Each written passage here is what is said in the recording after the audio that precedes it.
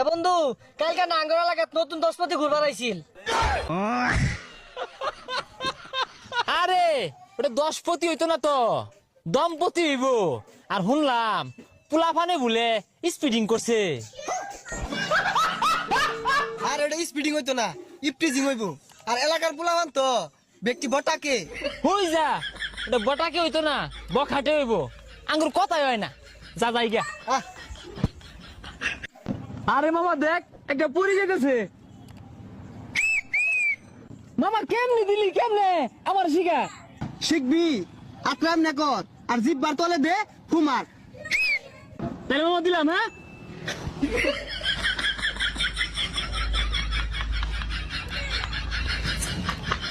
এই ডিজিটাল যুগে উলাহান গুলা শরম লজ্জা বলতে নাই, খালি কই বিয়া বিয়া।